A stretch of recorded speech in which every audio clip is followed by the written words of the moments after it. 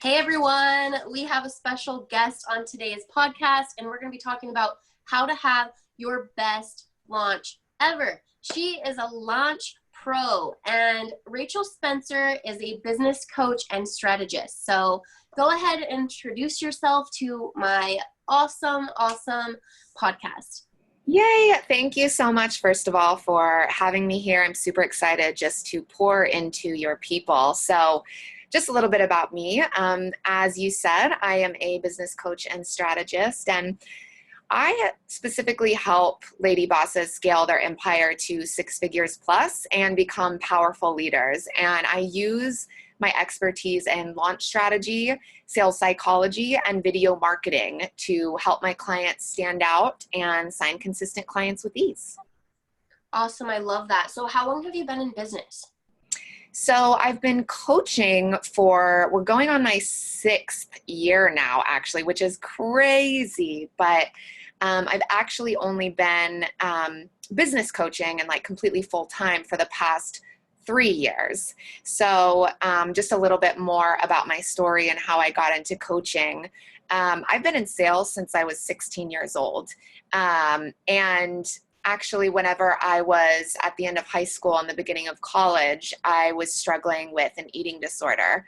And I was in the acting field, so I moved to New York to pursue that dream of acting. And once I got here, I started healing from that disorder, and I realized that, acting was just not the industry for me, as much as I still love it today. Just the industry of, I was always being told you're not good enough, or you're not thin enough, or you need to change who you are. And so it was really triggering for that healing process. And so I began working with a life coach to kind of figure out what I wanted to do with my life. And that's when I realized that I wanted to become a coach myself so that I could help other women with body image issues, and, help them with self-love. And, I wanted them to never have to feel the way that I felt ever again. Mm-hmm. So I really got into self-love coaching through Instagram because I was part of the self-love and like eating disorder community. And I really just began with sharing my story and getting creative with the way I was sharing my story, with like side-by-side photos and, starting to use stories and all of that. And I actually went viral multiple times and got mentioned in multiple international news publications like Self, Allure, Teen Vogue, and my account blew up. And I began having entrepreneurs come to me and say, hey, how did you grow your account so quickly? And that's when I started doing these like Instagram intensives to teach social media. And as I continued getting into that and, realizing that I was really good at sales and social media, I started to get into the business field. So I eventually transitioned, and I've been full-time for the last 3 years. Awesome. I love that story. So what was kind of the switch into business? Like, was there a fear to do that? Like, oh my gosh, I built this up so high and now what? Or how did that go? Oh, definitely. And, those feelings of like, who am I to do this, right? It was really scary because, I'd made a name for myself in the self-love community as well. I was called a self-love influencer, air quotes. And so I started running my business on Facebook. I was like, okay, my Instagram kind of blew up. I'm a self-love influencer on there. People know me for that there. They probably don't want to hear business. That was my limiting belief, right? And so I, kind of thought, well, I'll just start talking about my love for sales, my love for social media and stuff on Facebook. I'll create a Facebook group. And actually for about a year, I grew my business to 6 figures, business coaching and Instagram coaching just through that Facebook group. I wasn't even posting on my Facebook business page or my personal page.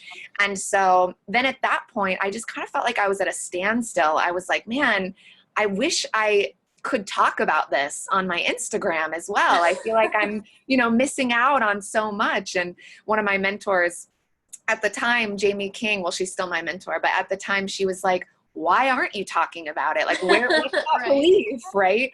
And so that's when I realized that it was my own limiting belief, thinking that nobody wanted to, hear me talk about that, and that I, could only speak about that other side of me and that passion on Facebook. So that's when I slowly started telling my audience, like, listen, I'm coming out of the, business closet. This is who I am. This is my other passion. I hope you'll continue to follow. And, people were so happy for me, and all my Facebookers were like, oh, thank God we have another place to follow and connect with you. So ever since then, like coming on Instagram and just being able to really step into the CEO role and feeling comfortable now merging these two parts of myself. I mean, my business tripled in revenue over the past year, and we're doing it again this year. So that's kind of what the transition was like. It was scary, but once I finally did it, like, oh, I'm just so happy. Yeah, there's so many coaches and people, just people in general, that they have this weird belief, for one, that you can't be multi-passionate. Like, oh, I stuck to one, now I just have to stick to it. No, actually, people, we can be multi-passionate beings. We're meant to love more than one thing. There's not one purpose. Yeah. And then another thing is like, oh my gosh, we make these real weird rules about what we can and can't do. For one, people that follow me, I used to say, like, I can't be sexy and in business. That was my thing. I was like, no way can I be respected and sexy and in business. And that's why I made Sexy Biz Babe, is because I'm like defying the rules. Hell yeah. I love it. I love it. So I love to hear that. Well, also, yeah, I mean, and what I talked about on my Instagram beforehand with like the self-love and my eating disorder, like, that's my story. And so the fact that I thought that it was something so separated that I like wasn't able to merge and I wasn't able to talk about it had me living in this state of inauthenticity, because I wasn't fully embracing that story. And you and I both know that, like, in business, like, that's the number one thing that people want. They want the real you. They want your true story. They don't just want this curated version of yourself. It's so true, people. I mean, I've shared this a few times, but every time I was my authentic self and I shared my sexy side, I shared my dance side, I shared this, whoa, magic happened. And I started attracting clients. So just stop telling yourself all these crazy ideas and roles. Anyways. 100%. Well, yeah, I love that you shared that. That's kind of like my theme of this. So, but we want to talk about having your best launch ever. So. Yeah. First of all, how do you choose what to launch yourself? Yeah, that's a really good question. So first of all, I say that the launch, everybody thinks that the launch starts the day that you announce your offer, but it actually starts from the minute that you get the idea.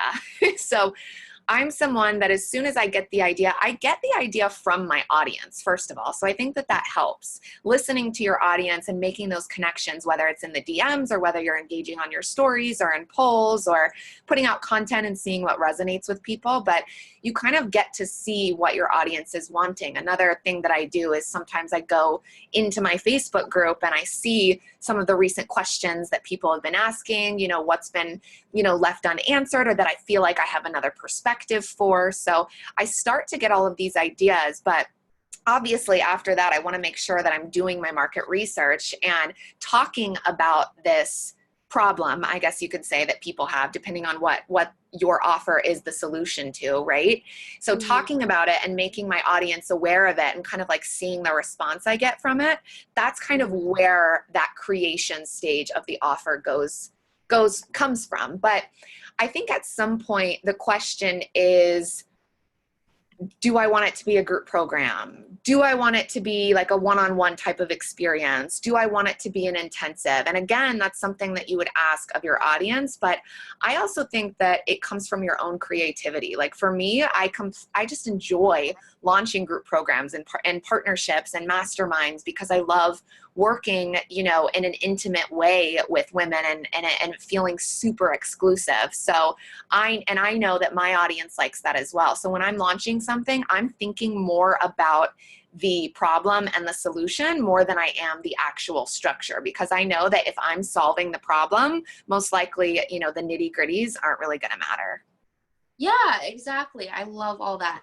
All those tips are amazing. You guys better be taking notes on this. So I'm curious, have you ever had like a failed launch in all of those years? Oh my God. Yes. Oh my gosh. Yes. I've had multiple failed launches. My very first launch was a roller coaster. So the number one thing that people go through during their launches isn't even that they're like doing the strategy wrong. They're doing something wrong, even though a lot of the time we do go into our first launches without a strategy at all. And we're just kind of winging it and talking about our offer. Like, yes, that's an issue. But the number one issue is our own mindset. No matter if you have every strategy in place, you can self-sabotage the entire launch by not showing up as often because you feel like nobody's listening, or feeling like nobody wants your offer and being really down on yourself and showing up with that low energy, those low vibes. I mean, we really determine the way our launch goes on top of the strategy. So that's what I mean whenever I say my first launch was a roller coaster, because I had started, working with mentors myself and developing like my own launch strategy. And I just was a complete mess. First day of the launch, oh my God, nobody signed up. This isn't going to work. My life is over, so it was a complete roller coaster. And, still to this day, I think that I've had launches where I don't hit my launch goal. It doesn't happen very often anymore, but I remember one time last year, one of my launches for a stories program, like it was just not going well. And I was like, man, like I'm the launch queen. I know how to launch a program. I feel like my mindset is right, but there's always something that, could be off, and it's not always your fault. Like maybe your audience wasn't at a level of awareness to where they realized beforehand that they need this program. Maybe it was that they're not ready to invest in that specific problem. Maybe it was that the price point was wrong and I didn't do my market research, right? There's always these different factors, which is why we can't think one bad launch means the end of our business, right? I think that there's kind of some ebbs and flows, but the way it remains the most consistent is, like I said, having that strategy, but also doing the market research and making sure your mindset's on point. Mm-hmm. Have you ever noticed, or actually, have you ever done something that you didn't really want to launch? Like that somebody else told you you needed to, and then you didn't really get excited? And then like, how did that go? Because that's happened to me. Mm-hmm. Well, I don't think I have fully launched something that I wasn't 100% aligned with, but I've started to and had to scrap it. That's happened multiple times. In fact, just a couple of months ago, at the very start of COVID and everything like that, I was really, really wanting to launch this low-cost offer because I thought that that's what people wanted. I was like, we're supposed to sell low cost right now. We're supposed to pivot. I have to create this mini course. I have to do this. I have to do that. And for some reason, I felt such resistance to doing it. I was like, I don't feel like working on it. I don't feel like talking about it. Like, what is going on? And so as I reflected on it more, I realized that I was literally just doing it because I felt like I had to. So I had to ask myself, like, what do you actually want to do? Like, let's pretend that COVID didn't happen. Let's pretend like there were no rules in place and you got to launch what you were 100% passionate about. And that's whenever I decided to go another direction and launch a different short-term mastermind. But basically my point is that we cannot launch something just because we feel like we should or feel like we have to, because at the end of the day, what really sells is your energy and your excitement and passion for that particular offer. Yes. Oh my gosh, you guys, there's so many goodies in there. So you have to be aligned with your offer and what you're doing, and not should. Don't do it because you should do it. Okay. And you have to feel good about the price. So what I caught in there is that you were like, oh, I have to discount it because of this. Or, oh, I have to do this because of this. And then when you were offering it and talking about it, you didn't feel good. You didn't feel like you were going to make enough to keep this launch going. So I'm just going to share like my first, I tried to launch 3 courses. A lot of them I scrapped after a few times, but it was because I was copying other people's launches that were very successful. I was, picking a price point that I felt like, oh, I have to discount it. Oh, I have to make it this price because somebody else is. And I didn't feel that if I got 1 or 2 people, I wouldn't feel good about actually doing it. So I always try and think, okay, what's the lowest amount that I'll do and feel so good about? Because Yeah. I'm excited to share this. Hell yeah. And then you can launch full force, but you don't want to only do it for the money, because then you're like, wait. Right. Exactly. And you know what? It really didn't have anything to do with like the price point or like not feeling good about it. But I think it was more so that it had to be a low cost offer. Like the offer itself that I was creating wasn't aligned. And I thought that, I had the mindset that a lot of people are having right now, for a split second, that we have to sell low ticket, that people are only, buying low ticket. And then through working with my clients and seeing them, kill their launches, but also at the same time, I was having clients purchase intensives from me and upgrade with me to VIP in my programs because they were like, it's now or never. I have to work with you more closely. That really proved to me, like, what am I thinking? Like, if I wanted to launch this program right now, yeah, like, let's do it. Low cost, like, that's great. Let's do it. But that was not what I wanted to do. And I just felt like in the current climate, I had to. So it really is all about like what's in alignment and what you're excited and passionate to do, like you said. Yeah, excitement. That's a huge thing. Also kind of defying what other people do. Have you ever done anything that was a little bit different that you're scared to do because maybe you think that, nobody's doing it or it won't sell?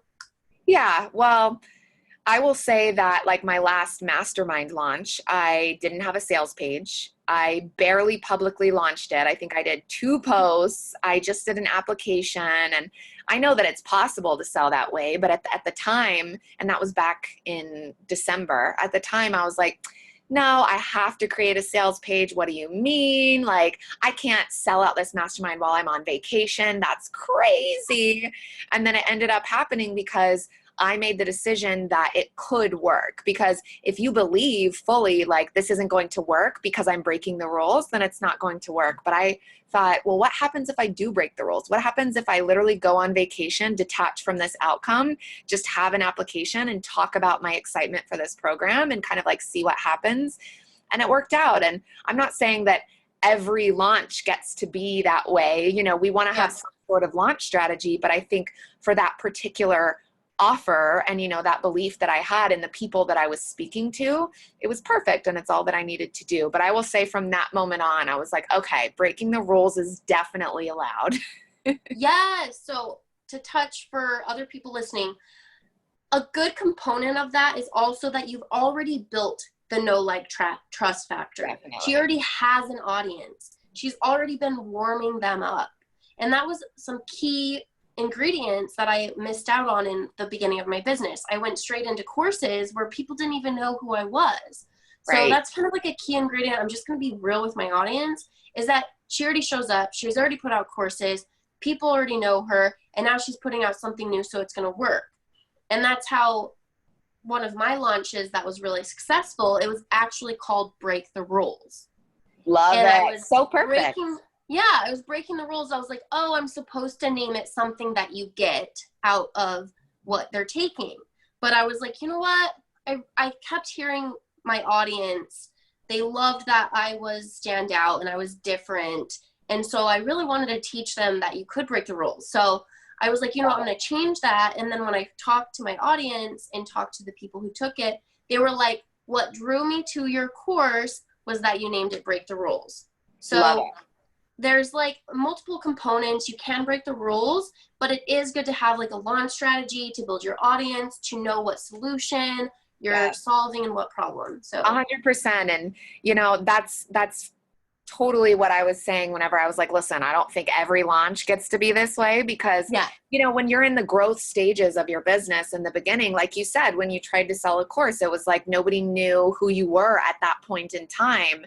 And so I do think that when you are in those growth stages, like, it is helpful to have this structure and to have this strategy so that you are warming up your audience and you are taking them on this customer journey, and they are hearing about your offer multiple times, hearing it in different ways, and seeing those sales pages, etc. So it is super important to have that strategy, but yes, I'd launched so many times before, and this was a higher level offer. And I know that, once you get towards, my clients for this particular offer were scaling towards 6 figures. And at that point, like, it was me that they were wanting to work with. And so it was more so talking about me and my life and where I've gotten in my business and the social proof I've had with my clients. And so it was a lot easier, quote unquote, to sell.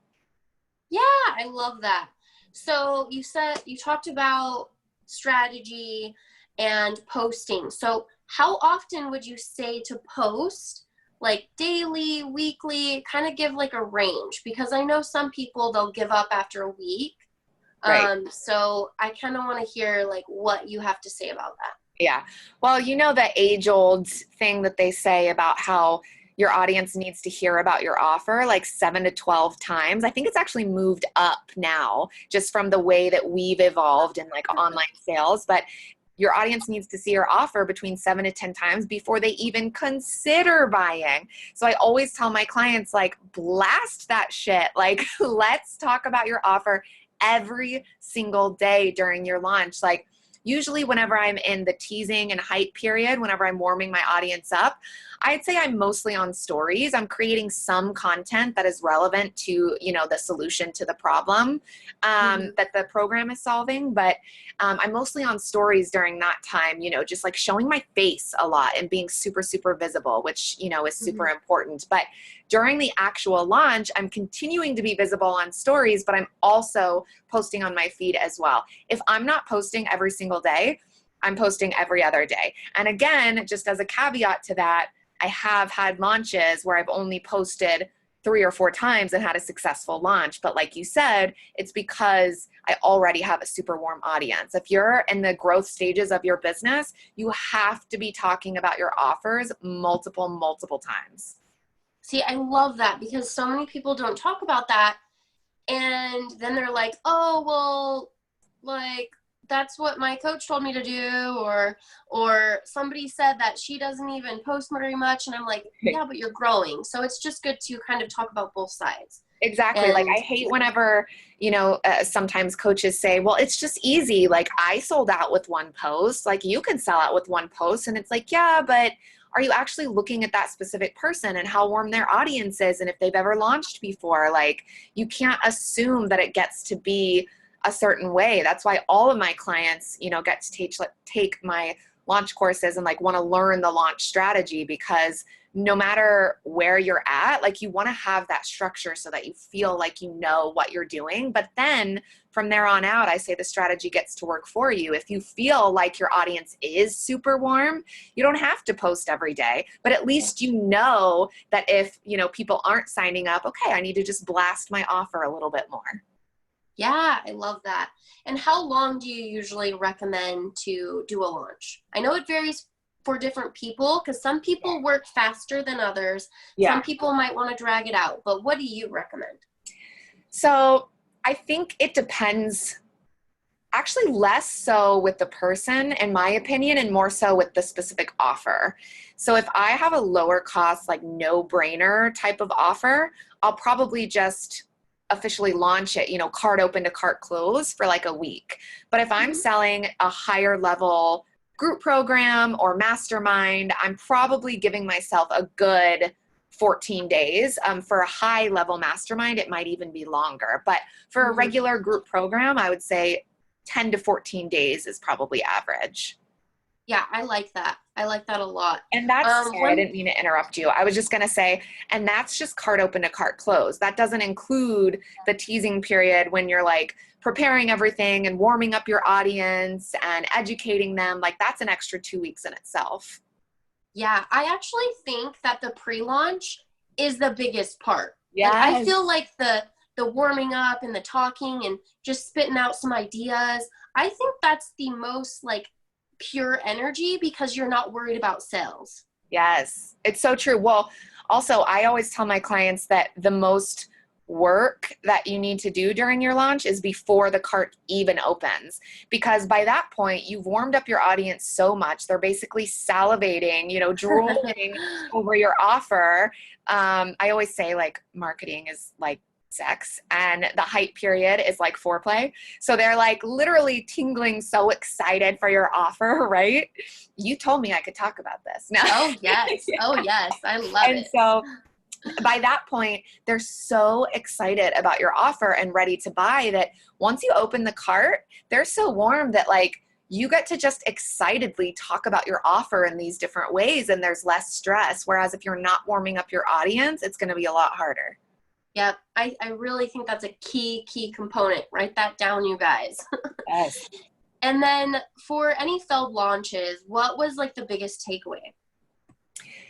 I think that my biggest takeaway would be that there are no flopped launches. I always have, some clients that say, oh, that launch flopped, that sucked, but there's always something that you walk away learning. I know that's so cheesy and cliche, but it's 100% true, because when you're debriefing at the end of the launch and you're asking yourself, okay, like, did I warm up my audience? Was I showing up as much as I could? How was my energy? How was my mindset? Whenever you're asking yourself those key questions, most of the time it comes up, oh, well, there was a period whenever I just felt like nobody was listening, so I just wasn't really showing up. Or, oh, I didn't believe that it would sell until the end of the launch. That's why nobody signed up till the end. Like, there's always something to learn as you're debriefing.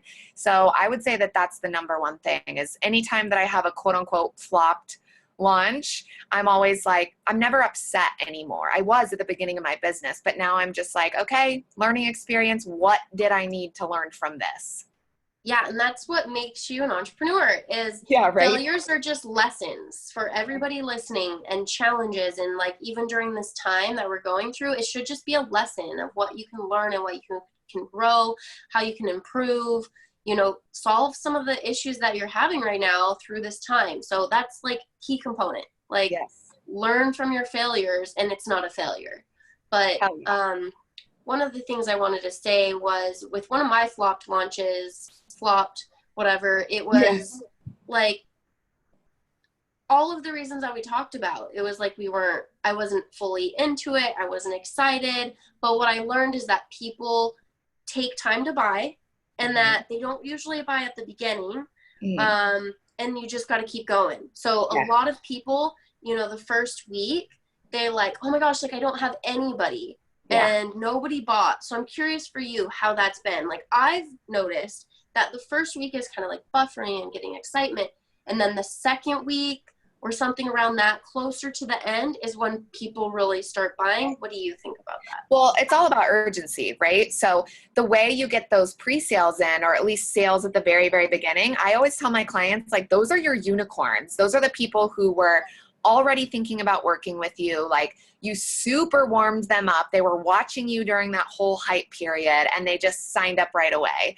So I have a lot of clients that they'll get like 3 to 5 immediate signups, and they're like, oh my God, this is going to be the easiest launch ever. And then it's crickets. And I'm like, I told you, those were your unicorns, right? Because they also probably had an early bird discount as well, or some type of bonus at the beginning, which I would recommend. But then we get into the mid-launch slump. And that's when we know that nobody's signing up, but everybody is watching. Because once you get into the middle of the launch, people are still interested. They're just not really engaging or responding, because they have so much time to, decide to make a decision, because they know that the cart doesn't close for, let's just, for example, another 5, 6, 7 days. So they're like, well, I'm going to keep sitting on it. I'm thinking about it. I have no reason to sign up right now. So I always tell my clients during that mid-launch, quote unquote, slump, that one, for your own mindset, just go into it knowing that people are going to sign up at the beginning and the end, and that's it. Like, if you go into it not expecting people to sign up in the middle, then you feel a lot better and your energy is still high, because you have to know that those lurkers are the ones in the middle, like watching your every move and just not saying anything. So show up for them. But a way to get around that mid-launch slump, I keep calling it that, but I love that term for it because that's exactly what it is. Is My clients usually do like some sort of like daily bonus for like 3 or 4 days during that middle, just to give some type of urgency, because they had urgency at the beginning with the early bird discount or the bonus, and then you have urgency at the end with the cart closing, but there's nothing that they're getting in the middle. So why would they make that decision? So some type of mid-launch bonus, whether that's an extra call with you if you sign up today.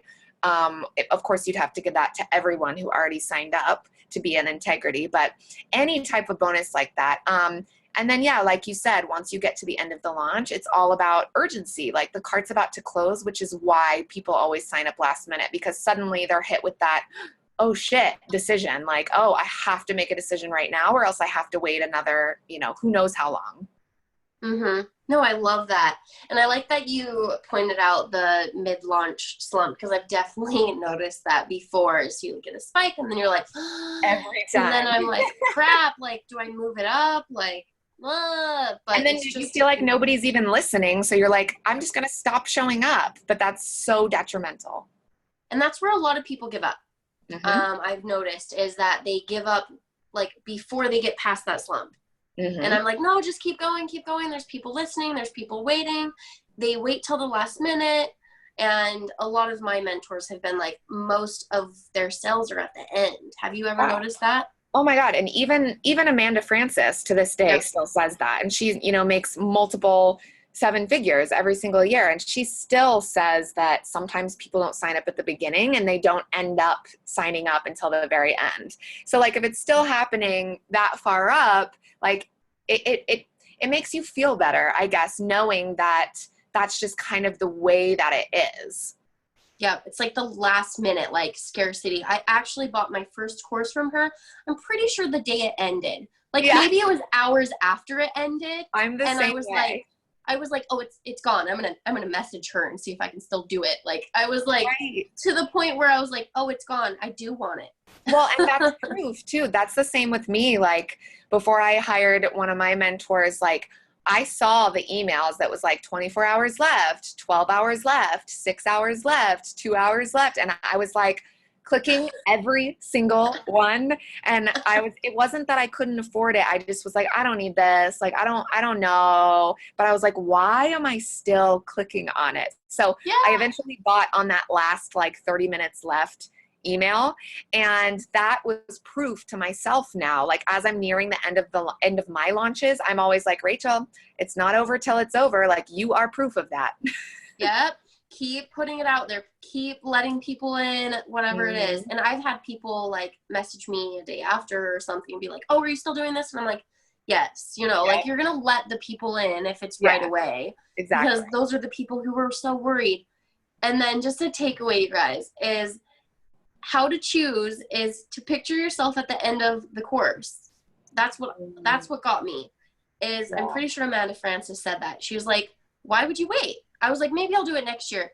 And I was like, well, if I'm going to do it, why don't I do it now? What if it helps me get to where I want to be? Right. And like, just where would you be at the end of the course or coaching or whatever it is? I love that. I love that like visualization of what could be. And I talk about a lot, like, what could happen if you wait 6 months versus what could happen if you start now, and like what the difference would look like, how your life would look, and with each of those possibilities, with each of those paths.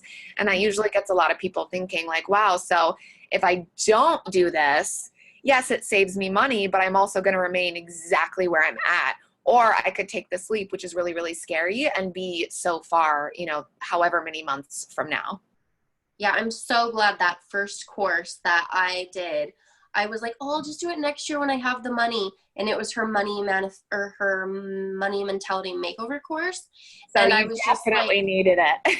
Yeah. And I was like, wait, maybe I should do it to get the money, to change my mindset. And it completely changed my whole life. I started this business. I started making more money. It changed everything. And so if I wouldn't have done that and waited a year, I wouldn't be here today doing this business. Yep, 100%. Ooh, love that. So powerful. Yes. And then just one last question before we tell everybody where you can be found is, do you do a launch strategy for like one-on-one coaching? That's actually a really good question, and I get that question a lot. So my belief is that you you don't need a full launch strategy for one-on-one coaching, but I believe that the launch strategy can work. And so what I mean by that is that, for example, with warming up your audience, for a program or course, like you're warming them up, you're doing market research for like a couple of weeks before you even introduce the course. Sometimes you have a wait list, and there's a lot more that goes into it with trying to attract a big group. Whereas for one-to-one, you're really speaking to one individual person and their specific problem. So I always say that you're kind of condensing the launch strategy. You're still warming them up. It just doesn't necessarily have to be for as long. You're still talking about your offer multiple times, talking about it every single day for, however long, 10 to 14 days. But maybe you don't have to post as often. Maybe you don't have to talk about the features or modules, right? Because it's not a group program. It's not a course, right? So I believe that there are some elements that overlap. And so what I will say to anybody who is launching their one-to-one, I still think that it's important that you learn some type of launch strategy, whether that's learning it from your current mentor or whether that's purchasing some type of launch strategy course. Because even if you're just launching one-to-one right now, it can help with that. But then also if you're launching programs or courses in the future, you're going to want to have it. Yes, I love that. And just to say, to the people who may not be successful in their launches or in their getting their courses filled or anything like that, there is a way to do it to speak to your audience. And you've already covered just a little bit. That would have to be a whole different other day. It's solving those pains and problems. It's speaking to those audience. And I've watched people do launches that they're too fluffy. They're too vague. You don't know what they're delivering. You don't really know what they do. And that's why it's good to have a strategy, a course, a coach, and a plan. And it's covering those pains and those problems, like you said earlier. 100%, exactly. Because if you just, go out there and you're just like, hey, join my new course. It's called this. There's this many modules. Nobody really cares. They don't understand. They're like, why do I need this? So it's really important that the reason that we have a launch strategy is you're taking them through a customer journey of becoming aware of their problem, seeing you as the authority, the person, that can solve their problem. Also realizing that their problem is worth being solved. Why now? Why not later? But then also educating them on the actual program itself and the transformation. So I think you're bringing them through that entire transformation, and that does take time. And if we're just going straight into, just buy this course, it's super cheap and there's this many modules, nobody gives a fuck, right? Yeah, completely. And if they don't know what they get, what result, the biggest thing is what result do they get? Don't say mindset. Don't say confidence. Don't say, those are just too vague. They're like, oh yeah, my confidence, mindset. People don't care. It has to be specific. So that's my last little. Love it. So true. Awesome. Well, I loved having you. This was a killer. People better be taking notes. You better screenshot this and tag us. So, because we want to hear your feedback. So DM us if you'd like. We want to see this. Where can everybody find you? Yeah. So my Instagram is @mycoachrachel, and you can always come DM me, say hello. Like you were saying, I love meeting new people on there. It's always me in my DMs. And also I have a Facebook group called Inspirational Influencers where I do, free business content. So you can find me there as well. Awesome. Thank you so much. And I hope you guys took a lot away from this podcast because it was killer. Yay. Thank you so much for having me. So much fun. Thank you. See ya.